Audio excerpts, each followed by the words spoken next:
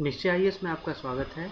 11 जून 2020 के daily newspaper analysis class में आज हम द हिंदू न्यूज़पेपर के कुछ आर्टिकल्स पर डिस्कशन करेंगे। आज के डिस्कशन के आर्टिकल्स हैं पेज नंबर 1 पर गुजरात में गीर लायंस की बढ़ी हुई संख्या, इसके ऊपर एक आर्टिकल है जिसका डिस्कशन करेंगे। पेज नंबर 6 एडिटोरियल पेज पर G7 से रिलेटेड एक इम्पॉर्टेंट आर्टिकल, G7 के एक्सपेंशन, उसके हिस्टोरिकल बैकग्राउंड, उसके बारे में चर्चा करेंगे। पेज नंबर 6 पर ही पब्लिक हेल्थ केयर में जो खामियां हैं उससे जुड़े सुझाव पर एक आर्टिकल आया है, उस पर विस्तार से डिस्कशन करेंगे। पेज नंबर 9 पर नाकुला सिक्किम में चीन के द्वारा बॉर्डर इंट्रूजन के ऊपर एक आर्टिकल है। Page number 11 exotic live species, इनके ऊपर केंद्र सरकार की एक एडवाइजरी आई है। और पेज नंबर 16 पर इंटरनेशनल एजुकेशन रैंकिंग्स, उससे जुड़े विवाद, उसके ऊपर विस्तार से चर्चा करेंगे। आइए शुरुआत करते हैं। पेज नंबर 1 पर article Gujarat pride growth as it now host 674 Gir lions. तो 2015 की तुलना में 2020 में लगभग 29% की गीर लायंस की संख्या में बढ़ोतरी गुजरात में हुई है। आप इस आर्टिकल को सामान्य अध्ययन GS3 के conservation, environmental pollution degradation, environmental impact assessment topic से जोड़ सकते हैं। मुख्य रूप से यह पर्यावरण संरक्षण से जुड़ा हुआ टॉपिक है।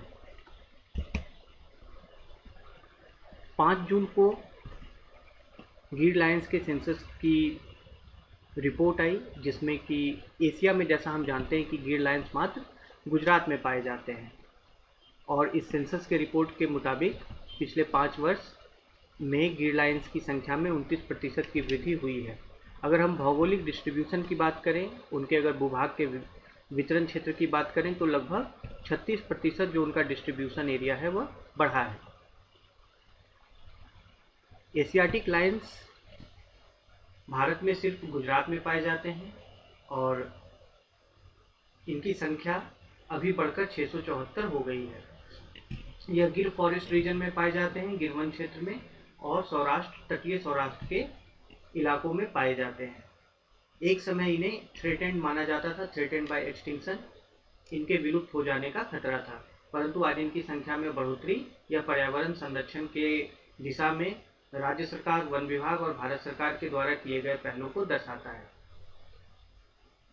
वर्तमान में एशियाई शेरों की उपस्थिति संरक्षित क्षेत्र में भी है, प्रोटेक्टेड एरियाज में भी है, और सौराष्ट्र के एग्रो पेस्टोरल लैंडस्केप्स में भी है, मतलब वैसे भू क्षेत्र में जहाँ पर जो कि कृषि और चारे के लिए उपयोग किया जाता है। तात्पर्य यह है कि एशियाटिक लायंस, गीर लायंस की जो संख्या है, इनका डिस्ट्रीब्यूशन है, मात्र प्रोटेक्टेड एरियाज तक सीमित नहीं है। यह एग्रो पेस्टोरल लैंडस्केप यानी कि इन जनरल कृषि और चारे के लिए इस्तेमाल किए जाने वाले भूमि में भी इनका डिस्ट्रीब्यूशन रेंज है। 2015 में इनका distribution range 22,000 square kilometre, 22,000 square kilometre तक फैला हुआ था, जो कि 2020 में बढ़कर 30,000 स्क्वायर किलोमीटर हो गया है, जो कि लगभग 36% की वृद्धि है। अब आइए देखते हैं कि वन विभाग के द्वारा किन रणनीतियों और हस्तक्षेपों के माध्यम से यह वृद्धि संभव हो पाई। सबसे पहला कम्युनिटी ट्रांसमिशन, माफ करिएगा, कम्युनिटी पार्टिसिपेशन, यानी समुदाय की भागीदारी, तकनीक का इस्तेमाल, उनके आवास क्षेत्र का प्रबंधन और उनके प्रे बेस में इंक्रीज, यानी जिन पशुओं जानवरों का गीर लायंस शिकार करते हैं उनकी संख्या में भी बढ़ोतरी की गई। ह्यूमन लायन कॉन्फ्लिक्ट मिटिगेशन, यानी मानव और शेरों के बीच में जो संघर्ष जहां पर संभव थे तो वैसे संघर्षों का शमन। और उसके अलावा जैसा देखा गया कि 2-3 साल पहले गिर फॉरेस्ट में कैनिन डिस्टेंपर वायरस नामक एक संक्रामक बीमारी जो है वह शेरों के बीच में गीर लायंस में हुई थी, तो उसे दूर करने के लिए वन विभाग, राज्य सरकार और भारत सरकार के द्वारा विदेशों से वैक्सीन इंपोर्ट किया गया था, जिसके भी माध्यम से कई सारे शेरों की जान बचाई गई थी। तो इस प्रकार से मल्टीपल लेवल्स पर हस्तक्षेप कर गवर्नमेंट ने गीर लायंस के कंजर्वेशन के लिए उपाय किए हैं। फॉरेस्ट डिपार्टमेंट के आंकड़े के मुताबिक गुजरात में अभी 161 मेल लायन है, नर शेर हैं, 261 मादाएं हैं, 45 सब एडल्ट मेल हैं जो कि ना तो पूर्ण रूप से वयस्क हैं ना कब्स है, और 49 सब एडल्ट फीमेल हैं। 22 अनआइडेंटिफाइड हैं जिनका कि सेक्स आइडेंटिफाइड नहीं है, और 137 कब्स हैं यानी बच्चे हैं। एक्सपर्ट्स की अगर हम बात माने तो मेल फीमेल रेशियो गिर रीजन में काफ़ी स्वस्थ है, जहां पर कि नर की संख्या 162 है और मादा की संख्या 260 है। तो एक तरीके से यह स्वस्थ मेल फीमेल रेशियो को दर्शाता है। जैसा हमने पहले चर्चा किया कि यह आपके जीएस पेपर 3 के कंजर्वेशन से, पर्यावरण संरक्षण से यह जुड़ता है। इसके साथ आप उत्तर लेखन में राज्य सरकार के वन विभाग, केंद्र सरकार के बीच आपसी समन्वय संयोजन, समुदाय और क्षेत्र में कार्य कर रहे एनजीओ, उनके बीच में कोऑर्डिनेशन संबंधित बिंदुओं में भी आप इसे जोड़कर लिख सकते हैं। यह आपसे पीटी में भी पूछा जा सकता है, प्रारंभिक परीक्षा में भी गिर लायंस की संख्या में वृद्धि को लेकर कि क्या वृद्धि हुई है, कि क्या उनका डिस्ट्रीब्यूशन एरिया बढ़ा है। और जैसा हमने चर्चा किया कि एशियाटिक लायंस, गिर लायंस की आबादी मात्र भारत के गुजरात में गिर फॉरेस्ट में पाई जाती है। तो यह सब बिंदु आपके प्रारंभिक परीक्षा में भी पूछा जा सकता है। आगे बढ़ते हैं पेज नंबर 6 एडिटोरियल पेज पर। अनरैवलिंग ऑफ द ग्रुप ऑफ 7, यह G7 देशों से संबंधित एक आर्टिकल है। आप इसे GS2 से जोड़कर देख सकते हैं। GS2 के topics bilateral regional and global groupings and agreements involving India and और अफेक्टिंग इंडिया इंटरेस्ट। तो अमेरिकी राष्ट्रपति के द्वारा G7 का विस्तार कर इसे भारत को भी इसमें शामिल करने का प्रस्ताव रखा गया है। तो आप इसे इस टॉपिक से जोड़कर देख सकते हैं। इसके अलावा important international institutions, agencies and फोरा, देयर स्ट्रक्चर एंड मैंडेट, महत्वपूर्ण अंतर्राष्ट्रीय संगठन, एजेंसीज, उनकी संरचना और उनके द्वारा जो उनका मैंडेट है। आइए विस्तार से चर्चा करते हैं आर्टिकल की।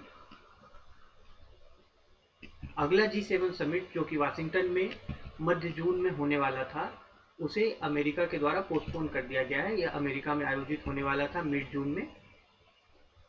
अगर हम पिछले कुछ वर्षों में G7 मीटिंग्स की बात करें तो बहुत उत्साहजनक परिणाम ऐसे बैठकों से नहीं आए हैं। यूएस ने G7 के विस्तार का सुझाव दिया है। आइए देखते हैं कि आर्टिकल में ऐसे विस्तार के लिए क्या लॉजिक बताया गया है। यूएस G7 को एक आउटडेटेड यानी एक पुराना अंतर्राष्ट्रीय संगठन मानता है। यूनाइटेड स्टेट्स का कहना है कि यह एक आउटडेटेड ग्रुप ऑफ कंट्रीज है जो कि अभी वर्तमान में वैश्विक स्थिति को पूर्ण रूप से एप्रोप्रिएटली नहीं दर्शाता है। इसीलिए अमेरिका ने एक G10 या G11 का प्रस्ताव रखा है, और वैसे G11 में भारत, साउथ कोरिया, ऑस्ट्रेलिया और संभवतः रसिया को शामिल किया जाएगा। अमेरिकी राष्ट्रपति यह भी चाहते हैं कि ऐसे एक समूह में अन्य देशों को भी शामिल किया जाए जिसमें कि 5 आइज कंट्रीज हैं। आप देखिए, आप इसे प्रीलिम्स के भी हिसाब से महत्वपूर्ण है। 5 आइज कंट्रीज क्या है? यह एक इंटेलिजेंस अलायंस है। 5 देशों के बीच में यह एक इंटेलिजेंस अलायंस है। वह 5 देश हैं Australia, Canada, New Zealand, United kingdom और यूनाइटेड स्टेट्स। तो अमेरिकी राष्ट्रपति एक ऐसे जो है विकसित राष्ट्रों के या आर्थिक रूप से महत्वपूर्ण राष्ट्रों के समूह में इन देशों को भी इंक्लूड करना चाहते हैं, और वो एक ऐसा समूह बनाना चाहते हैं जिसमें कि चीन के भविष्य को लेकर बात की जा सके। यानी उनका फोकस जो है चीन के हो रहे उत्थान और उभार को लेकर, और आने वाले समय में जो वैश्विक परिदृश्य में जो चीन की स्थिति होगी उसको लेकर एक ऐसा समूह बनाना जो उसके ऊपर नजर रखे। G7 की अगर हम बात करें तो वर्तमान में इसके सदस्य हैं Canada, France, Germany, Italy, Japan, United kingdom और यूनाइटेड स्टेट्स ऑफ अमेरिका। यह आपसे प्रारंभिक परीक्षा में पूछा जा सकता है कि G7 के सदस्य देश कौन कौन से हैं। 2014 तक रूस भी G8 का सदस्य था। क्रीमिया के एनेक्सेशन के बाद G8 से रसिया को हटा दिया गया, जो अभी वर्तमान में G7 के स्वरूप में है। G20 देशों की हम बात करें तो G7 प्लस रसिया, और उसके अलावा यह सारे देश G20 समूह के सदस्य हैं जिसमें कि भारत भी है। भारत G20 समूह का सदस्य है।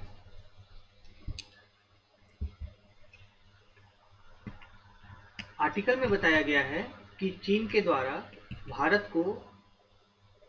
द्वारा जो ऑब्जेक्शन है कि G7 का एक्सपेंशन नहीं होना चाहिए, तो यह भारत के लिए इस एक विस्तारित समूह से बाहर रहने का कोई कारण नहीं होना चाहिए। अगर भारत को ऐसा आमंत्रण मिलता है G7 के एक एक्सपेंडेड फॉर्म को ज्वाइन करने का और चाइना इसको ऑब्जेक्ट करता है, चाइना अगर उसके ऊपर अपनी आशंकाएं व्यक्त करता है, तो भारत को आमंत्रित होने पर इसे जरूर ज्वाइन करना चाहिए, ऐसा आर्टिकल में लेख में लेखक ने बताया है। वजह यह है कि भारत पास्ट में भी कई G7 समिट्स में शामिल हो चुका है एक स्पेशल इनवाइटी के रूप में।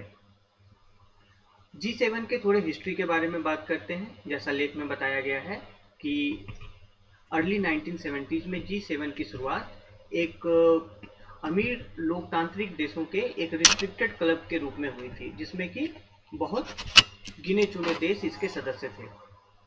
अरब इजराइल वार 1973 के बाद अंतर्राष्ट्रीय बाजार में तेल के दामों में काफी ज्यादा वृद्धि हुई, लगभग यह चौगुने हो गए। और उसके बाद ओपेक राष्ट्रों ने, ओपेक जो कि अंतर्राष्ट्रीय बाजार में तेल के उत्पादन और कीमतों पर नियंत्रण रखने वाली संस्था है, यह प्रोड्यूसर नेशंस का एक संगठन है, तो ओपेक के द्वारा कुछ देशों के ऊपर, खासकर विकसित देशों के ऊपर एक एम्बार्गो लगा दिया गया, एक ट्रेड एम्बार्गो लगा दिया गया। एम्बार्गो का तात्पर्य होता है व्यापार प्रतिबंध लगाए गए, कुछ रेस्ट्रिक्शंस लगाए गए। किन देशों के विरुद्ध? तो Canada, Japan, Netherland, United States, और इससे इनकी अर्थव्यवस्थाओं को काफी ज्यादा नुकसान पहुंचा। वैसे रिस्ट्रिक्शंस और प्रतिबंध लगाए जाने के बाद इसको देखते हुए फ्रांस के तत्कालीन राष्ट्रपति ने विश्व के 5 OECD के 5 सबसे ज्यादा विकसित राष्ट्रों के वित्त मंत्रियों की एक बैठक बुलाई। वह 5 राष्ट्र थे यूएस, जर्मनी, जापान, इटली और यूके। और जैसा हमने अभी बात किया कि US, Germany, Japan, Italy, UK यह वर्तमान में भी G7 के सदस्य हैं। तो इस प्रकार से यह कनाडा के इंक्लूजन के बाद 1976 में कनाडा को भी इस समूह में शामिल कर लिया गया, और कनाडा के इंक्लूजन के बाद यह G7 शिखर सम्मेलन का रूप ले लिया इसने, जिसमें कि वार्षिक रूप से राष्ट्राध्यक्ष शामिल होने लगे। 1977 में यूरोपीय संघ को भी इसमें एक नॉन एन्यूमरेटेड मेंबर के रूप में शामिल किया गया, जो कि एक सदस्य नहीं है, लेकिन वह G7 समूह के बैठकों में हिस्सा लेता रहा है 1977 से। 1998 में रूस को G7 में शामिल किया गया और G7 G8 बन गया। आप एक प्रकार से देखें कि G7 का इवोल्यूशन, G8 का इवोल्यूशन समय के साथ कैसे हुआ, उसका एक ब्रीफ हिस्टोरिकल बैकग्राउंड भी इस आर्टिकल में बताया गया है। तो 1998 में यूएस और यूके के पहल पर रूस को भी G7 में शामिल किया गया, जो कि G8 बन गया। परंतु 2014 में, जैसा हमने बात किया कि क्रीमिया के एनेक्सेशन के साथ क्रीमिया के ऊपर चढ़ाई कर दी और उसे अपना हिस्सा रूस ने बना लिया, तो 2014 में इस कारण से रूस को G8 समूह से बाहर कर दिया गया और फिर से यह G7 बन गया। तो यह बिंदु आपसे पीटी में पूछा जा सकता है कि क्या रूस G8 का मेंबर कभी रहा है, और अगर रहा है तो उसे फिर किस वर्ष और किस कारण से इससे बाहर किया गया था। अगर हम G7 ग्रुप के इकोनॉमिक सर्कमस्टेंसेस की बात करें, G7 देशों के आर्थिक स्थिति की बात करें, तो PwC प्राइस वाटर कूपर्स, जो कि एक अकाउंटेंसी फर्म है, इसने 2017 में एक रिपोर्ट प्रकाशित की थी, द वर्ल्ड इन 2050, 2050 में विश्व। तो इसमें यह बताया गया था रिपोर्ट में कि G7 जो है यह वैश्विक जीडीपी का 1/3 से भी कम पीपीपी बेसिस पर, जो G7 का कुल जो जीडीपी है वह ग्लोबल जीडीपी का 1/3 से भी कम है, अगर हम पीपीपी के आधार पर देखें तो। और अगर हम वर्तमान में 7 सबसे बड़े इमर्जिंग इकोनॉमीज की बात करें, जिन्हें E7 भी कहते हैं या इमर्जिंग 7 भी कहते हैं, तो वैसे इकोनॉमी जो है वे भी वैश्विक जीडीपी का पीपीपी टर्म्स में 1/3 उनकी भी हिस्सेदारी है। यानी G7 और E7 दोनों के बीच में बहुत ज़्यादा अंतर नहीं रह गया है। अगर हम E7 देशों की बात करें तो वैसे कौन कौन से देश हैं E7 में? लार्जेस्ट इमर्जिंग इकोनॉमीज में Brazil, China, India, Indonesia, Mexico, Russia and Turkey. तो यह 7 इमर्जिंग 7 नेशंस हैं। भारत पहले से ही विश्व में विश्व की तीसरी सबसे बड़ी अर्थव्यवस्था है पीपीपी टर्म्स में, यूएस और चीन के बाद। तो वर्तमान में भारत विश्व की तीसरी सबसे बड़ी अर्थव्यवस्था है, परंतु यह G7 का हिस्सा नहीं है। तो यह आप देखिए कि G7 का इकोनॉमिक प्रोफाइल और विश्व में उभरते देशों के इकोनॉमिक प्रोफाइल के बीच में कंपैरिजन करने का प्रयास इस आर्टिकल में यहाँ पर किया गया है। आगे बढ़ते हैं। इसी रिपोर्ट में कहा गया है कि 2030 तक भारत की जीडीपी बढ़कर $17 ट्रिलियन और 2050 तक पीपीपी टर्म्स में $42 ट्रिलियन हो जाएगी, जो कि विश्व में चीन और अमेरिका के बाद तीसरे स्थान पे होगी। माफ करिएगा, चीन के बाद ये दूसरे स्थान पे होगी और भारत के बाद स्थान अमेरिका का होगा। मतलब 2050 तक भारत अमेरिका से भी आगे बढ़कर दूसरे स्थान पर विश्व की दूसरी सबसे बड़ी जीडीपी पीपीपी टर्म्स में बन जाएगा। वर्तमान में भारत पीपीपी टर्म्स में विश्व की तीसरी सबसे बड़ी अर्थव्यवस्था है, पहला स्थान चीन का है। तो वर्तमान में पीपीपी टर्म्स में सबसे पहला स्थान यूएस का है और चीन का है। पीडब्ल्यूसी के अनुसार 2050 में सबसे पहला स्थान चीन का होगा, फिर भारत का होगा, फिर यूनाइटेड स्टेट्स का होगा। 2050 तक पीडब्ल्यूसी रिपोर्ट्स के अनुसार जो विश्व की 7 में से 6 जो सबसे बड़ी बेस्ट परफॉर्मिंग इकोनॉमीज होंगी वो होंगी चीन, Bharat, United States, Indonesia, Brazil and रसिया।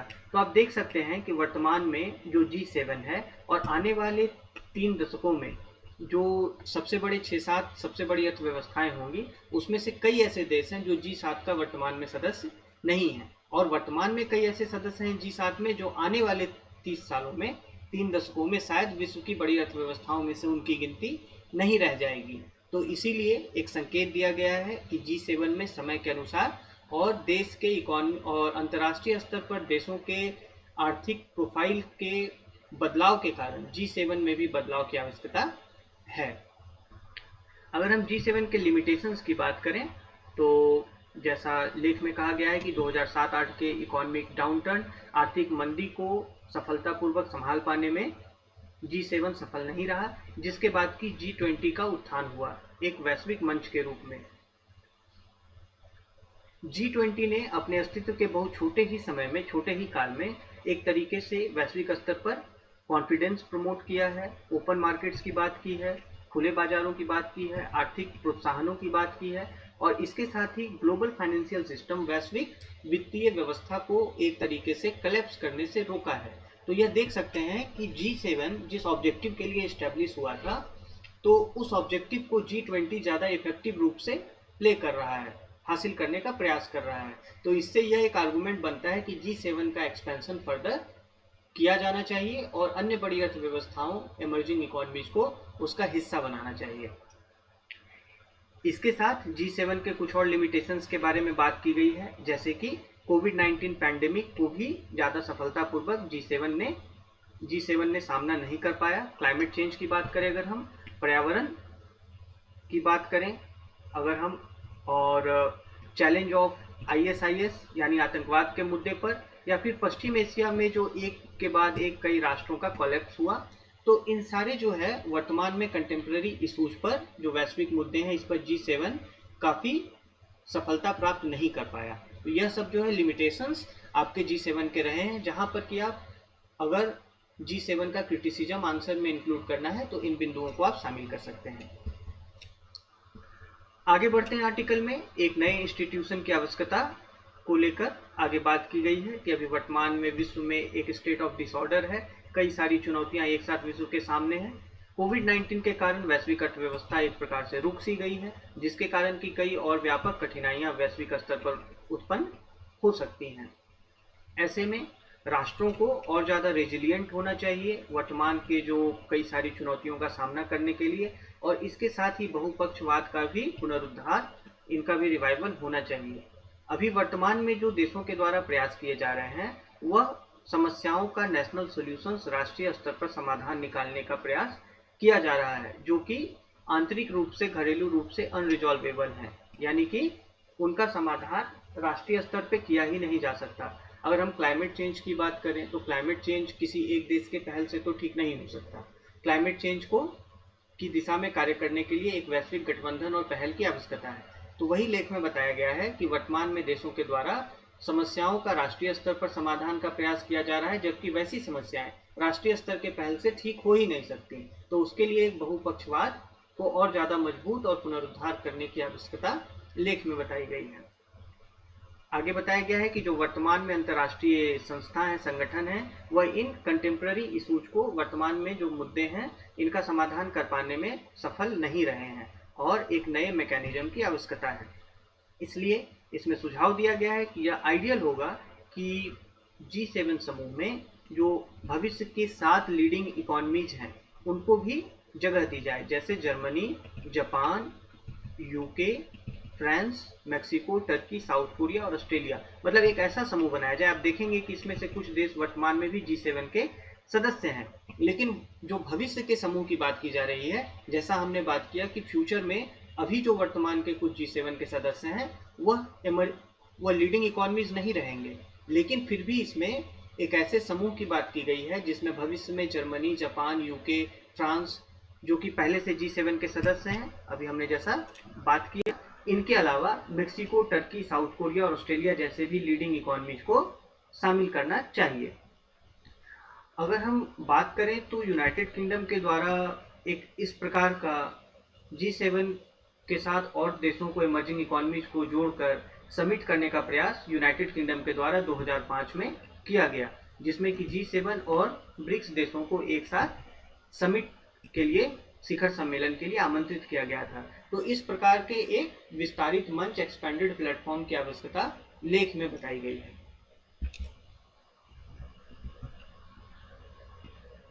एक अंतर्राष्ट्रीय व्यवस्था वह तभी मूल्यवान हो सकती है जबकि वह महत्वपूर्ण ग्लोबल इशूज के बारे में कार्य करे, उसके ऊपर फोकस करे। अभी हमने पहले चर्चा की कि G7 वैसे ग्लोबल इशूज को एड्रेस करने में पूर्ण रूप से सफल नहीं रहा है। अगर हम भारत के ऐसे किसी समूह की बात करें और अंतर्राष्ट्रीय अभी परिदृश्य में भारत की जो मुख्य चिंताएं हैं वह 3 क्षेत्रों को लेकर है। पहला अंतर्राष्ट्रीय व्यापार, दूसरा है जलवायु परिवर्तन, क्लाइमेट चेंज, और तीसरा कोविड-19 क्राइसिस, जो भारत का इमीडिएट कंसर्न है। भारत की जो सेकेंड ऑर्डर प्रायोरिटीज हैं, प्राथमिकताएं हैं, अर्जेंट प्रायोरिटीज के बाद वह यह है कि काउंटर टेररिज्म को लेकर वैश्विक स्तर पर पहल हो, आतंकवाद विरोधी एक पहल वैश्विक स्तर पर हो, और दूसरा काउंटर प्रोलिफेरेशन, यानी कि युद्धास्त्रों के, शस्त्रास्त्रों के प्रोलिफेरेशन को लेकर, शस्त्रीकरण को लेकर। तो अब जैसे हम बात करें कि अभी भारत के लिए जो इमीडिएट कंसर्न है वह यह भी होना चाहिए कि 1975 का जो बायोलॉजिकल वेपन्स कन्वेंशन है, यानी जैविक हथियार सम्मेलन है, उसे इफेक्टिवली इम्प्लीमेंट किया जाए, प्रभावी तौर पर लागू किया जाए, ताकि कोई भी स्टेट पार्टी, यानी कि बायोलॉजिकल वेपन्स कन्वेंशन के, जैविक हथियार सम्मेलन के हस्ताक्षरकर्ता कोई भी देश जो है, किसी भी नए जीवाणु के क्रिएशन के माध्यम से, जैसे कई ऐसे बायोटेक्नोलॉजिकल टूल्स हैं, रिकॉम्बिनेंट टेक्नोलॉजी है जिसके माध्यम से कि नए माइक्रो ऑर्गेनिज्म, नए जीवाणु बनाए जा सकते हैं, तो वैसे किसी भी नए माइक्रो ऑर्गेनिज्म को क्रिएट कर जो बायोलॉजिकल वेपन कन्वेंशन के स्टेट पार्टीज हैं वह चीटिंग ना कर पाए, एक तरीके से वो बायो वार ना कर पाए। तो भारत के लिए यह भी महत्वपूर्ण है, क्योंकि ऐसा आशंका वैश्विक स्तर पर भी जताया गया है कि इस तरीके के स्टेट और नॉन स्टेट एक्टर्स के द्वारा, यानी राष्ट्रों के और गैर राष्ट्रीय समूहों के द्वारा बायो टेरर किया जा सकता है। तो बायोलॉजिकल वेपन्स कन्वेंशन 1975 के इफेक्टिव इम्प्लीमेंटेशन को भी लेकर भारत की चिंताएं हैं। अगर हम क्षेत्रीय मुद्दों की बात करें तो ईरान को लेकर एक मोडस विवेंडी स्टैब्लिश करना, स्थापित करना। मोडस विवेंडी का तात्पर्य होता है जब तक किसी समस्या का पूर्ण हल नहीं हो जाता तब तक एक अस्थायी समाधान उसका निकालना। तो ईरान को लेकर अभी एक टेम्पररी सॉल्यूशन निकालना भी हमारे लिए महत्वपूर्ण क्षेत्रीय मुद्दा है, ताकि ईरान जो है वह न्यूक्लियर वेपन एक्वायर ना कर ले, हासिल ना कर ले, और क्षेत्र में खासकर अफगानिस्तान में शांति स्थिरता में अपना योगदान दे पाए, गल्फ और वेस्ट एशिया में स्थिरता में ईरान की भूमिका हो। तो हमारे लिए इन क्षेत्रीय इशू को, इन मुद्दों की भी महत्ता है।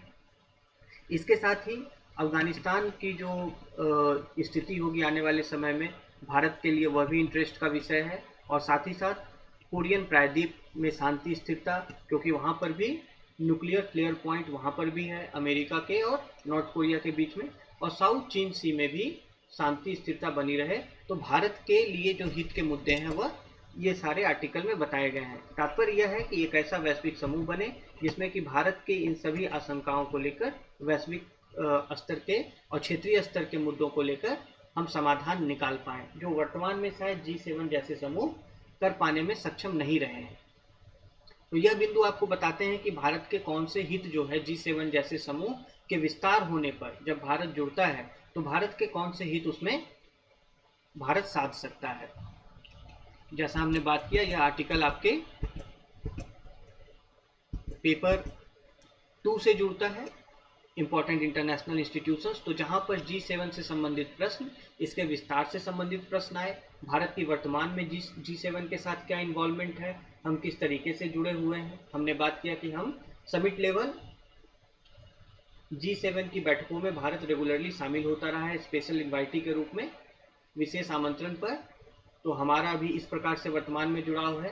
भविष्य में एक विस्तारित G7 में भारत के क्या हित सध सकते हैं और भारत क्यों G7 के एक एक्सपेंडेड स्ट्रक्चर का मेंबर होना चाहिए। तो अभी हमने विस्तार से चर्चा की कि भारत का जो इकोनॉमिक प्रोफाइल है वह काफ़ी तेज़ी से बढ़ रहा है और ऐसे में भारत 2050 तक एक बहुसशक्त अर्थव्यवस्था के रूप में भारत के उभरने की संभावना है। तो यह सब आप बिंदु अपने उत्तर में शामिल कर सकते हैं।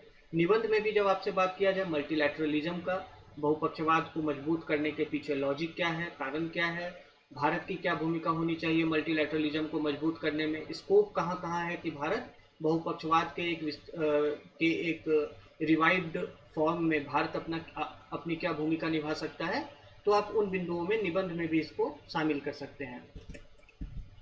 आगे बढ़ते हैं पेज नंबर 6 पर ही, एडिटोरियल पेज पर, needed transfusion for public health care, यानी सार्वजनिक स्वास्थ्य सेवा में और अधिक हस्तक्षेप की बात इस आर्टिकल में की गई है।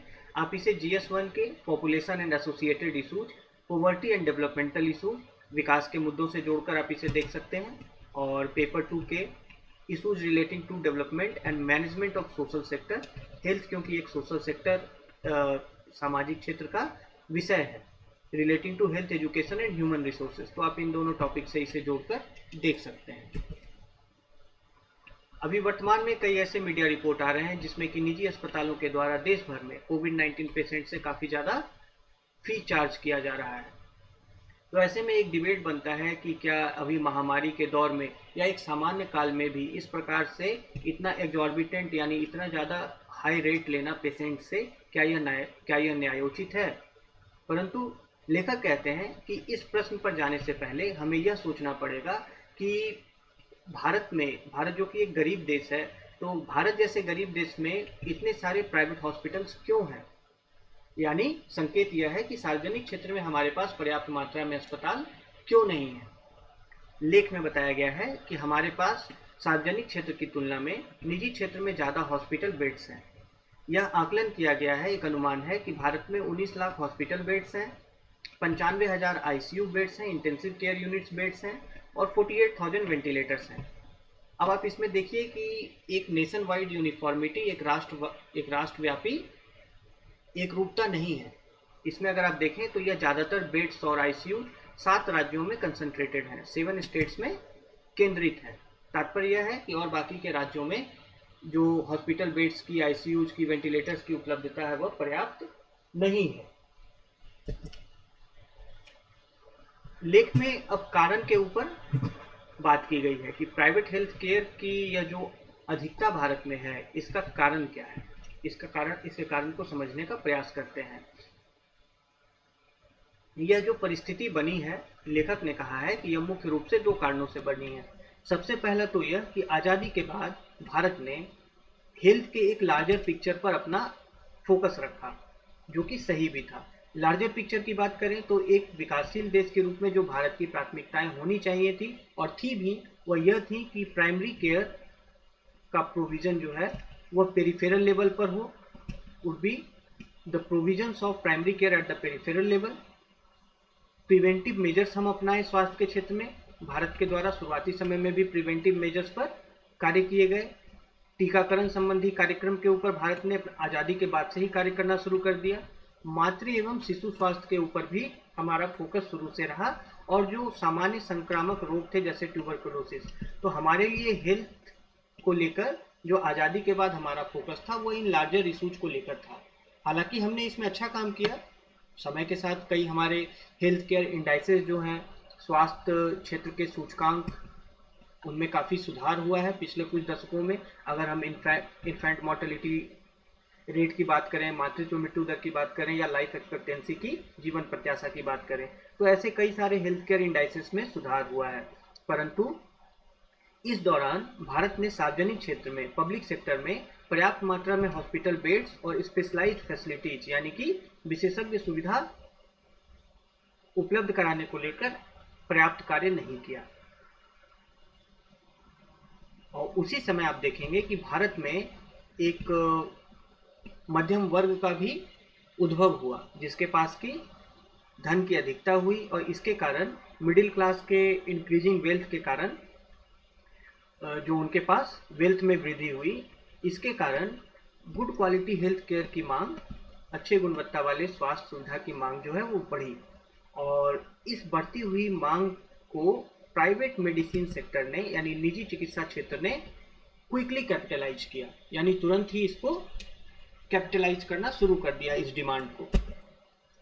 दूसरा कारण क्या है? पहला कारण तो यह हो गया कि शुरुआत में हमने अपनी प्रायोरिटी लार्जर हेल्थ इशूज के ऊपर फिक्स रखी। इसके बीच में पब्लिक सेक्टर में इनफ हॉस्पिटल बेड्स नहीं बन पाए। उसके अलावा एक यह था कि मिडिल क्लास का उद्भव हुआ, जिसके पास अधिक धन होने लगा, उनके पास वेल्थ बढ़ने से गुड क्वालिटी हेल्थ केयर की मांग बढ़ी, जिसे कि प्राइवेट सेक्टर ने कैपिटलाइज किया, जिसके कारण प्राइवेट सेक्टर में बेड्स या फिर जो फैसिलिटीज हैं भारत में वो ज़्यादा हुई। एक कारण तो यह है। दूसरा कारण लेख में यह बताया गया है कि हेल्थ सेक्टर में, पब्लिक हेल्थ में एडिक्वेट इन्वेस्टमेंट की कमी है, यानी जो सार्वजनिक स्वास्थ्य सेवा क्षेत्र है उसमें पर्याप्त रूप से निवेश नहीं है। भारत सरकार की अगर हम बात करें तो अपने कुल जीडीपी का लगभग 1.3% सार्वजनिक स्वास्थ्य सेवा पर खर्च किया जाता है, जो कि बहुत कम है। कम से कम लेख में बताया गया है कि एलोकेशन जो है अभी वर्तमान के स्तर से दोगुना होना चाहिए, हमारे जो भी अभी वर्तमान की आवश्यकताएं हैं उसे देखते हुए। इसके साथ ही संसाधनों के उचित उपयोग के लिए अधिक पारदर्शिता और सुगठित प्रशासन, एक टाइटर एडमिनिस्ट्रेशन होना चाहिए, ताकि रिसोर्सेज का सही तरीके से इस्तेमाल हो सके। एक महत्वपूर्ण बात यह भी कही गई है कि जो चिकित्सा क्षेत्र के विशेषज्ञ हैं उन्हें पर्याप्त कंपनसेशन मिलना चाहिए, यानी उन्हें पर्याप्त फाइनेंशियल बेनिफिट्स मिलनी चाहिए, उनकी सैलरीज अच्छी होनी चाहिए, उनको दी जाने वाली सुविधाएं बेहतर होनी चाहिए, ताकि उन्हें निजी क्षेत्र में प्रैक्टिस करने की आवश्यकता ना पड़े और वह सरकारी क्षेत्र में अपनी सेवा दे पाए। तो यह दूसरा कारण यह बताया गया है, और इसमें कुछ आपको सुझाव भी शामिल किए गए हैं। आगे बढ़ते हैं इसी आर्टिकल में कि वर्तमान में भारत में हेल्थ केयर सिस्टम का स्ट्रक्चर, संरचना क्या है। अगर हम देखें तो भारत में प्राइवेट मेडिसिन भी एक प्रकार से यूनिफॉर्म नहीं है, यानी प्राइवेट चिकित्सा क्षेत्र की भी सुविधा भारत भर में यूनिफॉर्म रूप से उपलब्ध नहीं है। यह एस्टिमेट किया जाता है, आकलन किया जाता है कि भारत में लगभग 10 लाख अनक्वालिफाइड मेडिकल प्रैक्टिशनर्स हैं, खासकर ग्रामीण क्षेत्र में। अनक्वालिफाइड मेडिकल प्रैक्टिशनर्स का तात्पर्य है जिन्होंने कोई रेगुलर डिग्री चिकित्सा की नहीं ली है। तो वैसे मेडिकल प्रैक्टिशनर्स की संख्या भारत में 1 मिलियन है, 10 लाख है। उसमें से ज़्यादातर ऐसे हैं जो कि आपको बुनियादी स्वास्थ्य सेवा उपलब्ध कराते हैं थोड़ी मोड़ी फीस लेकर। लेकिन अगर हम एक्सपर्टीज की बात करें तो उसमें से कुछ ऐसे भी हैं जो कि आयुर्वेद और होम्योपैथी जैसे क्षेत्रों में विशेषज्ञता का क्लेम करते हैं। साथ ही कभी कभी वो माइनर सर्जरीज भी कर देते हैं। तो आप देख लीजिए कि यहाँ पर जो quality of health care system है वह कितना ज़्यादा अनरेगुलेटेड है और यूनिफॉर्म भी नहीं है, क्योंकि ऐसे जो मेडिकल प्रैक्टिशनर्स हैं वो अनक्वालिफाइड हैं, ज़्यादातर ग्रामीण क्षेत्र में हैं, और यहाँ तक कि वह छोटी मोटी शल्य चिकित्सा भी, ऑपरेशन भी, सर्जरी भी कर देते हैं। तो एक तो स्पेक्ट्रम ये है जहाँ पर कि कंप्लीट रूप से रेगुलेशन नहीं है, क्वालिटी का कंप्लीट अभाव है और अनक्वालिफाइड मेडिकल प्रैक्टिशनर्स हैं। अगर हम दूसरे एंड की बात करें, दूसरे सिरे की बात करें स्पेक्ट्रम की, यानी स्वास्थ्य क्षेत्र के दूसरे सिरे की बात करें, तो state of the art corporate hospitals हैं बहुत, नव तकनीक से लैस कॉरपोरेट अस्पताल जो कि हर प्रकार के आधुनिक उपकरणों से लैस होते हैं, हर प्रकार से कर्मी होते हैं, स्टाफ होते हैं और जिनके पास की एक्सीलेंट सर्विसेज देने की क्षमता होती है, परंतु वहाँ पर कॉस्ट बहुत हाई होता है, यानी पेशेंट से काफ़ी ज़्यादा फीस चार्ज किया जाता है। अगर हम इनके लोकेशंस की बात करें तो ज़्यादातर ये मेट्रो सिटीज़ में स्थित होते हैं और इनका एक लाभ है हालांकि कि इन्होंने एक प्रकार से रिवर्स ब्रेन ड्रेन को हासिल किया है। कई ऐसे चिकित्सा क्षेत्र के विशेषज्ञ हैं जो कि आकर्षक नौकरियों के लिए बाहर चले जाते थे, परंतु ऐसे कारपोरेट हॉस्पिटल्स भारत में हो जाने के बाद वैसे लोग भारत में ही रुककर मेडिकल प्रैक्टिस करते हैं ऐसे अस्पतालों में जहां उन्हें बहुत ज़्यादा बेहतर वेतन दिया जाता है। अब एक एक्सट्रीम तो हमने बात किया जहां पर कि क्वालिटी का घोर अभाव है, दूसरी एक्सट्रीम की हमने बात की एक स्पेक्ट्रम की जिसमें कि काफ़ी ज़्यादा गुणवत्ता है और काफ़ी सुविधा है लेकिन कीमत बहुत ज़्यादा है। और ऐसे एक्सट्रीम्स के बीच में, इन दोनों एक्सट्रीम्स के बीच में ऐसे काफ़ी संख्या में प्राइवेट प्रैक्टिशनर्स हैं, निजी चिकित्सक हैं और संस्थान हैं जो कि कई तरीके की चिकित्सीय सेवा उपलब्ध कराते हैं वेरिंग क्वालिटी की, जिनके गुणवत्ता में भी भिन्नता है। ऐसे अस्पताल कुछ जो है ट्रस्ट के द्वारा, कुछ चैरिटेबल संस्थानों के द्वारा, धार्मिक मिशनों के द्वारा यह चलाए जाते हैं और कई बार मॉडेस्ट कॉस्ट पर, यानी कि तुलनात्मक रूप से कम फीस पर ऐसे भी अस्पताल में अच्छी जो है गुणवत्ता वाली स्वास्थ्य सेवा उपलब्ध कराई जाती है। तो आप यह स्ट्रक्चर समझ लें कि भारत में किस प्रकार से स्वास्थ्य सेवा जो है उसकी स्थिति है। दो एक्सट्रीम की हमने बात की और दो एक्सट्रीम में एक सबसे पहले तो कि जहाँ बहुत पुअर क्वालिटी है और दूसरा सिरा जहाँ पर कि बहुत बेहतर क्वालिटी है और बीच में कई ऐसे मेडिकल प्रैक्टिशनर्स और संस्था जो कि मॉडेस्ट कॉस्ट पर अच्छी चिकित्सा सुविधा उपलब्ध कराते हैं, परंतु यहाँ पर भी क्वालिटी में एक रूपता नहीं है, काफ़ी भिन्नता है। यह मेडिकल सर्विसेज में जो क्वालिटी की इतनी भिन्नता है वह भारत में इनकम और वेल्थ के रेंज में भी भिन्नता को दर्शाता है। यह आकलन किया गया है कि भारत में जो टॉप 1% लोग हैं उनके पास जो वेल्थ है, उनके पास जो संपत्ति है, धन है, वह बॉटम 70% का 4 गुना है। तो आप देख लें कि जो नीचे से 70% लोग हैं उनका 4 गुना वेल्थ टॉप के 1% लोगों के पास है। तो यह इनकम इनइक्वालिटी इंडिया में इतनी ज़्यादा वाइड है और यह जो इनकम इनइक्वालिटी है, आय में असमानता है, वह मेडिकल सेवाओं की भी गुणवत्ता में असमानता को दर्शाता है। क्योंकि जो ज़्यादातर जो अमीर लोग होते हैं वो वर्ल्ड क्लास स्वास्थ्य सेवा तक उनकी पहुंच होती है उस प्रकार के कॉर्पोरेट हॉस्पिटल्स में। अब एक ऐसा मिडिल क्लास भी भारत में उभर गया है जो उसी प्रकार के स्वास्थ्य सेवा की मांग जो है एफोर्डेबल कॉस्ट पर करने लगा है। अब जो 70% गरीब लोग बच गए तो वह सार्वजनिक स्वास्थ्य सेवा क्षेत्र के ऊपर वह निर्भर करते हैं, या फिर जो कम फीस लेकर जो उपचार करने वाले लोग हैं जिनके बारे में हमने बात की, अनक्वालिफाइड मेडिकल प्रैक्टिशनर्स, उनसे उनके स्वास्थ्य जरूरतों की पूर्ति होती है। तो ये आप देख लें कि भारत में एक प्रकार से संरचना कैसी है स्वास्थ्य सेवा क्षेत्र की, और दूसरा कि इनकम कैटेगरी का किस प्रकार से हेल्थ केयर एसेस से, क्वालिटी हेल्थ केयर एसेस से संबंध है। तो यह दो चीज़ों को आप एनालिसिस करके यहाँ पर समझ सकते हैं। अब ऐसी परिस्थिति में क्या किया जाना चाहिए? लेखक ने कहा है कि सबसे पहले desperately public health care system में, सार्वजनिक स्वास्थ्य सेवा क्षेत्र में अधिक सरकारी खर्च की व्यय की आवश्यकता है। एक बहुत महत्वपूर्ण बात इसमें यह बताई गई है कि स्वास्थ्य सेवा क्षेत्र को एक विकासशील देश में या किसी भी देश में प्राइवेट सेक्टर के ऊपर नहीं छोड़ा जा सकता, यानी कि निजी चिकित्सा प्रदाताओं के ऊपर नहीं छोड़ा जा सकता।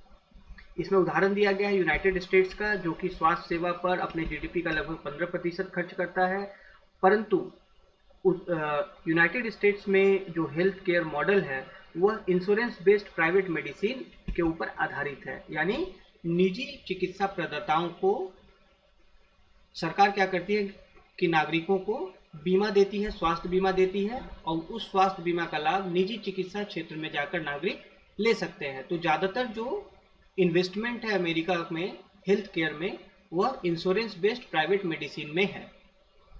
अगर हम यूरोप की बात करें जबकि, तो यूरोप में government funded universal health care है, यानी सार्वभौमिक स्वास्थ्य सेवा सुविधा है जो कि सरकार के द्वारा फंडेड है। और अगर हम यूनाइटेड स्टेट्स और यूरोप की तुलना करें तो यूनाइटेड स्टेट्स का जो हेल्थ केयर इंडाइसिस है, स्वास्थ्य सेवा सूचकांक है, वो यूरोप से खराब है, यूरोप की स्थिति बेहतर है। तो तात्पर्य यह है कि जीडीपी का 15% खर्च करने के बाद भी स्वास्थ्य सेवा क्षेत्र में अमेरिका की स्थिति यूरोप से खराब है। यूरोप में जहां पर कि हेल्थ केयर सार्वभौमिक है, सबके लिए उपलब्ध है और वह गवर्नमेंट फंडेड है। तो आप समझ सकते हैं कि प्राइवेट सेक्टर के ऊपर आश्रित होकर हेल्थ मॉडल इस्टेब्लिश करना और गवर्नमेंट के द्वारा फंड कर एक यूनिवर्सल हेल्थ केयर मॉडल को अडॉप्ट करना, दोनों में बेहतर कौन है? स्वाभाविक रूप से government funded universal health care model एक बेहतर मॉडल है और इसी का सुझाव लेखक ने आर्टिकल में दिया है। आगे बढ़ते हैं कि सरकार के द्वारा जो स्वास्थ्य सेवा क्षेत्र में व्यय है वह एक प्रकार से उचित होना चाहिए, एप्रोप्रिएट होना चाहिए, एविडेंस बेस्ड होना चाहिए कि हमें किस क्षेत्र में कितने निवेश की आवश्यकता है, पारदर्शी और जवाबदेह होना चाहिए। दूसरा महत्वपूर्ण सुझाव कि डॉक्टर और स्वास्थ्य सेवा क्षेत्र के कर्मियों का प्रशिक्षण, यह भी सरकार का दायित्व है।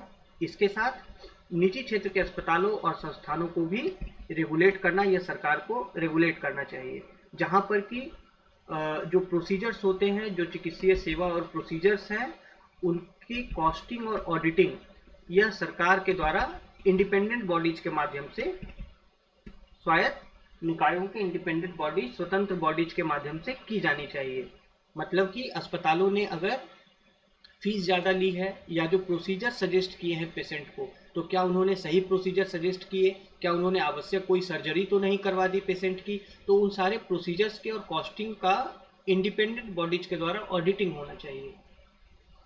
आगे लेख में कहा गया है कि वर्तमान में कोविड-19 महामारी के समय, जो कि एक नेशनल कैलामिटी का रूप धारण कर चुका है, राष्ट्रीय आपदा का, इसमें किसी भी अस्पताल, बिजनेस, संस्था, संगठन या व्यक्ति के द्वारा इस दौरान मुनाफाखोरी नहीं की जानी चाहिए, यह अनैतिक है।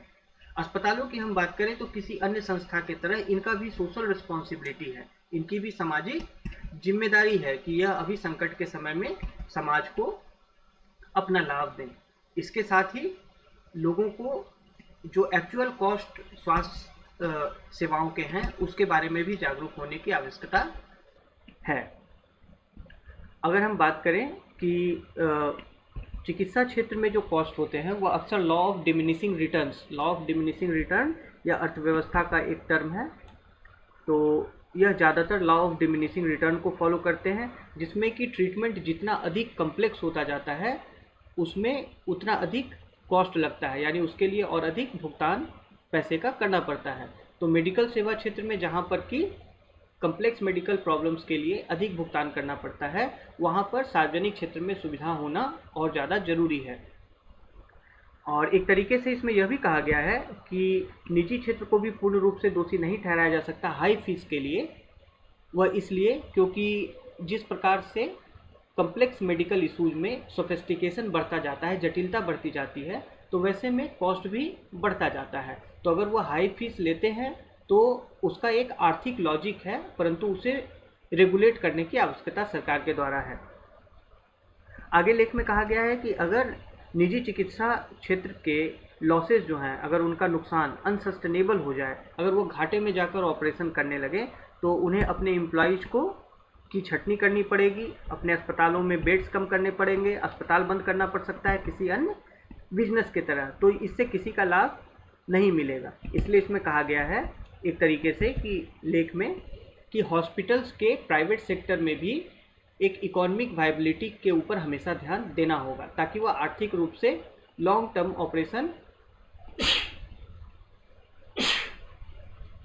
ऑपरेशंस कर सकें। क्षमा कीजिए।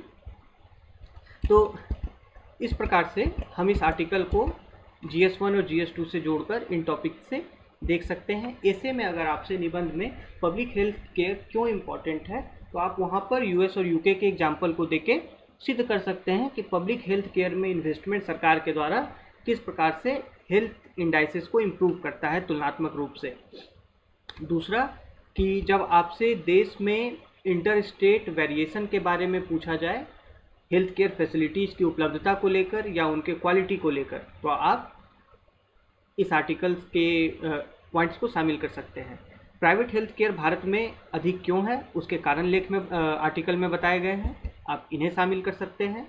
इसके साथ भारत में स्वास्थ्य सेवा क्षेत्र का स्ट्रक्चर क्या है, यह मेंस में आपसे सीधे प्रश्न पूछा जा सकता है, तो उस स्ट्रक्चर को आप इस आर्टिकल के बिंदु के हिसाब से विस्तार से बता सकते हैं। जो सुझाव कि क्या सुझाव होने चाहिए, और सुझाव से पहले जो भारत में इनकम लेवल और जो यहाँ पर क्वालिटी हेल्थ केयर एसेस से रिलेशनशिप है उसको बता सकते हैं। तो इस प्रकार से आर्टिकल काफ़ी महत्वपूर्ण है आपके लिए। आगे बढ़ते हैं पेज नंबर 9 पर। यह article China disregarding historical commitments on Naku La. तो सिक्किम में भी सीमा उल्लंघन चीन के द्वारा किया गया है। सिक्किम में जिस दर्रे पर नाकुला पास पर चीन के द्वारा सीमा उल्लंघन किया गया है वह ऐतिहासिक रूप से एक सेटल्ड और अनडिस्प्यूटेड टेरिटरी है, यानी वह विवादित नहीं है, उसके ऊपर दोनों देशों का एक कॉमन परसेप्शन है। परंतु चीन ने वहाँ पर अपने हिस्टोरिक कमिटमेंट्स को, जो उसने प्रतिबद्धता की थी अतीत में, उसका उल्लंघन करते हुए भारतीय सीमा में प्रवेश किया। तो यह GS2 से आप इसे जोड़कर देख सकते हैं, भारत और अपने पड़ोसी देशों के साथ इसके संबंध, और GS4 में आप इसे जोड़कर देख सकते हैं अंतर्राष्ट्रीय संबंधों में नैतिकता, जहां पर कि हिस्टोरिकल कमिटमेंट का उल्लंघन करते हुए चीन ने भारत की संप्रभुता का हनन किया और भारतीय सीमा में चीनी सैनिक घुस आए। पिछले महीने सिक्किम के नाकुला में चीनी और भारतीय सैनिकों के बीच में आमना सामना हुआ।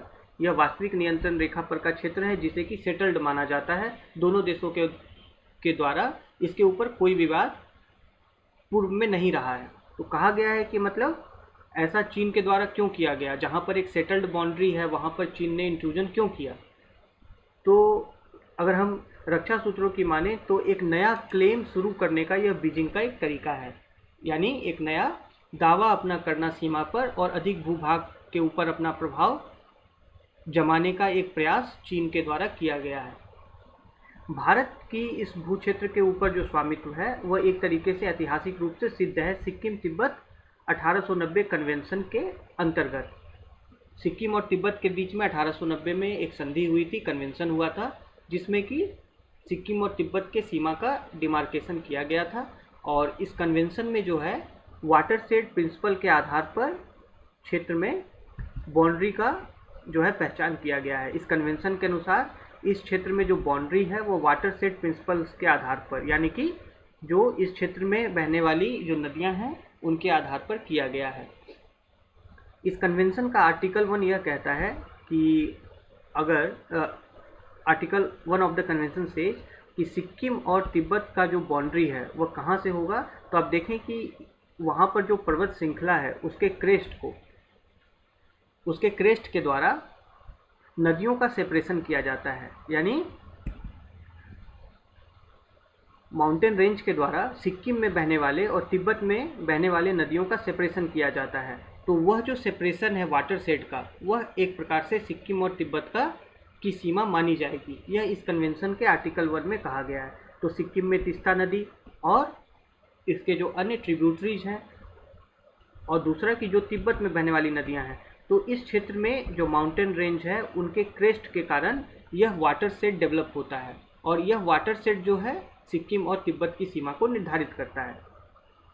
अगर हम सूत्रों की माने तो इस क्षेत्र में जो ज्योग्राफिकल अलाइनमेंट है, जो फीचर्स हैं, जो भौगोलिक यहाँ पर फीचर्स हैं, वह इतने स्पष्ट हैं कि उनका आसानी से आइडेंटिफिकेशन किया जा सकता है, उनकी पहचान आसानी से की जा सकती है, जिसके कारण विवाद का कोई प्रश्न नहीं उठता।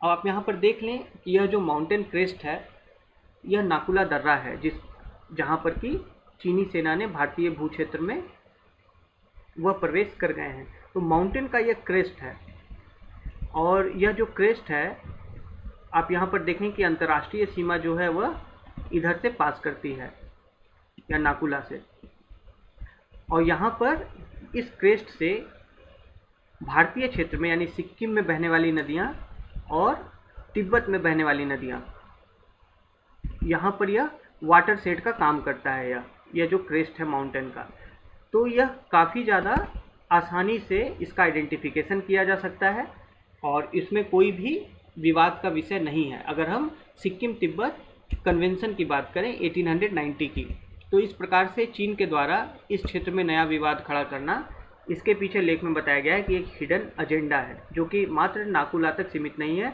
यह नाकुला से फार रिमूव्ड है, इसका नाकुला से ज़्यादा लेना देना नहीं है। अगर हम कूटनीतिक विशेषज्ञों की बात माने तो चीन सिक्किम में एक नया फ्रंट इसलिए भी खोलना चाहता है, फ्रंट का तात्पर्य मुठभेड़ की स्थिति सिक्किम में इसलिए भी शुरू करना चाहता है क्योंकि बाउंड्री को लेकर एम्बिगस ऑफिशियल पोजीशन है, यानी कि जो आधिकारिक स्थिति है सीमा पर वह स्पष्ट नहीं है। 2003 में भारत ने तिब्बत को चीन का हिस्सा माना था और इसके बदले में बीजिंग ने सिक्किम को भारतीय संघ का एक राज्य माना था और सिक्किम में जो बाउंड्री है वह एक प्रकार से अनडिस्प्यूटेड है, यानी इसके ऊपर कोई विवाद नहीं है, वह निर्विवादित सीमा है। परंतु जमीन पर इस सीमा का डिमार्केशन नहीं किया गया है, यह अनडिमार्केटेड है, यानी सीमा को चिन्हित नहीं किया गया है फिजिकली। तो यह आप देख सकते हैं कि एक एम्बिगिटी है, एक अस्पष्टता है आधिकारिक स्थिति में ही, जहां यह माना तो जाता है कि सिक्किम में सीमा पर कोई विवाद नहीं है दोनों पक्षों से, परंतु वैसे सीमा की पहचान ही नहीं की गई है जमीन पर, वह अनडिमार्केटेड है। सिक्किम का विलय भारत में 1975 में हुआ था। उसके पहले चीन ने अंतर्राष्ट्रीय सीमा की पहचान के लिए भी इस वाटर शेड बेस्ड अलाइनमेंट को हमेशा से माना है।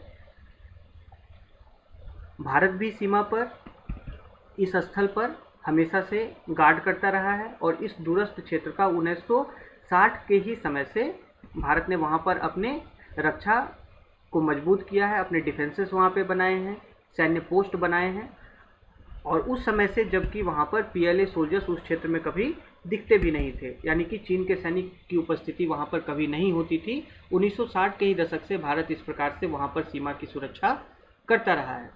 तो इस लेख में बताया गया है कि दोनों पक्षों को वार्ता करनी चाहिए। अभी जो वर्तमान में नाकुला में यह स्टैंड ऑफ चल रहा है, नाकुला पास के पास, लेकिन इसके साथ ही नई दिल्ली का यानी भारत का जो डिप्लोमेटिक फोकस है, कूटनीतिक जो ध्यान है, वह बीजिंग के समक्ष सिक्किम में सीमा को लेकर बहुत फर्म स्टैंड हमारा होना चाहिए, यानी हम बहुत मजबूत रूप से जो हमारा वहाँ पर सीमा रेखा है उसको लेकर अपनी बात बीजिंग के सामने बहुत मजबूत रूप से रखें, क्योंकि वह हिस्टोरिकली रिकॉग्नाइज्ड फैक्ट है। वहाँ पर नेगोशिएशन को लेकर या फिर सीमा को एक नए तरीके से सीमा के बोध को विकसित करने के लिए स्थान नहीं है। तो इसके संदर्भ में दोनों साइड्स को नेगोशिएट करना चाहिए वर्तमान के स्टैंड ऑफ को दूर करते हुए, लेकिन भारत को साथ ही साथ अपने पक्ष को बहुत मजबूती से वहाँ पर सिक्किम से सटे सीमा पर जो है चीन के समक्ष रखना चाहिए। तो यह प्रश्न आपसे पूछा जा सकता है। भारत चीन द्विपक्षीय संबंध में सीमा विवाद एक बहुत ही इरिटेंट है, टॉपिक ऑफ इरिटेंट है दोनों देशों के बीच में, वहाँ पर आप इस आर्टिकल का उपयोग कर सकते हैं। इसके साथ ही सिक्किम तिब्बत कन्वेंशन ऑफ 1890 यह भी आप अपने उत्तर में शामिल कर सकते हैं, जिसके आधार पर भारत सिक्किम में चीन के साथ सीमा को परिभाषित करता है।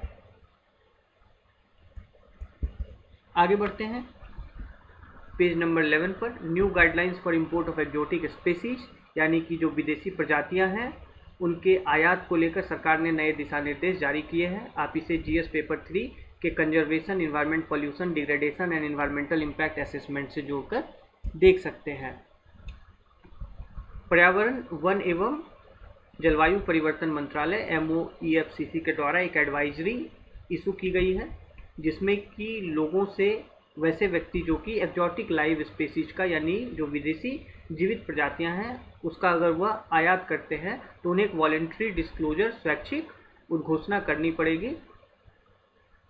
यह मूव, भारत सरकार का यह पहल अभी वर्तमान में कोरोना वायरस महामारी से जो जुड़ा हुआ एक वैश्विक कंसर्न है इलीगल वाइल्ड लाइफ ट्रेड को लेकर और जूनोटिक डिजीजेज को लेकर, यानी अवैध जो वन्य जीवों का कारोबार व्यापार होता है और जो पशु जनित रोग हैं उसको लेकर अभी वर्तमान में काफ़ी ज़्यादा चिंता है वैश्विक स्तर पर। तो ऐसे में एक्जोटिक लाइव स्पेसीज के यानी विदेशी प्रजातियों के आयात को रेगुलेट करने की दिशा में भारत सरकार का यह पहल है। इसमें एक्जोटिक लाइव स्पेसीज को यानी कि जो विदेशी जो जीवित प्रजातियां हैं उन्हें कैसे परिभाषित किया गया है, तो ऐसे पशु या पौधों की प्रजातियां जिन्हें कि अपने वास्तविक रेंज से या लोकेशन से एक नए लोकेशन में मूव किया गया हो, स्थानांतरित किया गया हो। तो हम जैसा जानते हैं कि भारत में प्रतिवर्ष कई ऐसे पक्षियों के, सरीसृपों के, छोटे स्तनधारियों, मछलियों, यहाँ तक कि कुछ पौधों को भी इंपोर्ट किया जाता है। और मंत्रालय ने कहा है कि एक्जॉटिक लाइव स्पेसीज वैसे ही पशुओं को माना जाएगा जो कि साइट्स के अंतर्गत CITES साइट्स के अपेंडिक्स 1, 2 और 3 में नामित है। साइट्स क्या है? यह अंतर्राष्ट्रीय स्तर पर पशु पक्षियों के, वन्य जीवों के व्यापार को रेगुलेट करने वाला एक ट्रीटी है, सम्मेलन है, convention of international trade in endangered species of wild fauna and flora. तो साइट्स में जो नामित पशु हैं उन्हें ही एक्जॉटिक लाइव स्पेसीज माना जाएगा, यह मंत्रालय ने कहा है। अगर हम साइट्स के तीनों अपेंडिक्स की बात करें तो प्रथम अनुसूची में वैसे पशु, वैसे प्राणी नामित हैं जिनका कारोबार नहीं हो सकता। यह देखिए आपसे प्रारंभिक परीक्षा में पूछा जा सकता है साइट्स के तीनों अपेंडिक्स को लेकर, अपेंडिक्स 1, अपेंडिक्स 2 और अपेंडिक्स 3। अपेंडिक्स 2 में जो है तो पूर्व अनुमति के बाद उनमें ट्रेड किया जा सकता है जो अपेंडिक्स 2 के पशु हैं, जो प्राणी हैं। अपेंडिक्स 3 की बात करें तो उसमें कई ऐसे पशु पक्षी आते हैं जिनका कि व्यापार अंतर्राष्ट्रीय स्तर पर किया जा सकता है। तो यह 3 अपेंडिक्स 1, 2, 3 आपको पीटी और मेंस दोनों के हिसाब से महत्वपूर्ण है। विशेषज्ञों ने सरकार के इस कदम का स्वागत किया है और कहा है कि इससे सभी इंपोर्ट्स जो है उनकी स्क्रीनिंग, उनके बेहतर तरीके से जांच की जा सकेगी। अभी वर्तमान में जो वन्य जीवों का इंपोर्ट होता है, आयात जो होता है, तो उसे वैसे आयात जो कि director general of foreign trade, as of now the imports are being made through the director general of foreign trade, जो DGFT के माध्यम से जो इंपोर्ट किए जाते हैं। तो अभी वर्तमान में वन्य जीवों का इंपोर्ट जो है वह DGFT के माध्यम से किया जाता है और राज्य के जो फॉरेस्ट डिपार्टमेंट है उन्हें लूप में नहीं रखा जाता। तो आप इसमें देख लें कि फॉरेन जो विदेशी प्रजातियां हैं उनका आयात और उससे संबंधित जो निगरानी है वर्तमान में भारत में director general of foreign trade के द्वारा किया जाता है, यानी जो विदेशी व्यापार के महानिदेशक हैं, और राज्य के वन विभागों को इसमें भागीदार नहीं बनाया जाता। इससे क्या होता है कि यह वाइल्ड लाइफ, अभी जो वर्तमान में सरकार के द्वारा यह पहल किया गया है, इस एडवाइजरी के माध्यम से वाइल्ड लाइफ ट्रेड का जो बिजनेस है, यानी कि वन्य जो पशु पक्षी के व्यापार का बिजनेस है, इसको काफ़ी ज़्यादा नियंत्रण करने का मौका मिलेगा। अब आप देखिए कि जो विदेशी प्रजातियां होती हैं वो एक मेजर प्रॉब्लम हमारे लिए होती हैं, क्योंकि वो इन्वेसिव स्पेसीज होती हैं जो कि स्थानीय प्रजातियों को रिप्लेस करने का प्रयास करती हैं, और अगर इन्हें जंगलों में छोड़ दिया गया, वाइल्ड में छोड़ दिया गया, तो इससे संभवतः इकोलॉजिकल इम्बैलेंस भी, पारिस्थितिकी असंतुलन भी हो सकता है। तो इस कदम के बाद से पहली बार ऐसा होगा कि साइट्स के अपेंडिक्स में जो नामित जानवर हैं, पशु हैं, उन्हें स्टेट फॉरेस्ट डिपार्टमेंट के द्वारा भी उनको एग्जामिन किया जाएगा। पहले क्या होता था कि मात्र कस्टम के अधिकारी ही जो है ऐसे इंपोर्टेड एक्जॉटिक स्पेसीज को चेक करते थे, whether the animal is being imported following sites rule, कि क्या साइट्स के नियम के अनुसार ऐसे पशु प्राणियों को आयात किया गया है, इनका आयात किया गया है। लेकिन अभी इस कदम के बाद स्टेट फॉरेस्ट डिपार्टमेंट भी जो है, राज्य के वन विभाग भी इनको एग्जामिन कर पाएंगे। पेट शॉप्स के ऊपर अभी तक, यानी जो पशु पक्षियों की बिक्री करने वाले, पालतू पशु पक्षियों की बिक्री करने वाले दुकानदार हैं, तो अभी तक उनके ऊपर फॉरेस्ट ऑफिसर्स का कोई नियंत्रण नहीं होता था। वैसे दुकान वालों का कहना था कि जो वो विदेशी प्रजातियों को बेचते हैं वह भारतीय नहीं है, और इस प्रकार से वन्यजीव संरक्षण अधिनियम के अंतर्गत वह उन्हें सुरक्षा प्राप्त नहीं है, इसलिए वन विभाग इसमें रोक टोक नहीं कर सकता। तो भारत में एक इलीगल पेट ट्रेड को रोकने के लिए, यानी अवैध जो पालतू पशु पक्षियों का जो व्यापार होता है, इसे नियंत्रित करने की दिशा में यह पहला कदम है।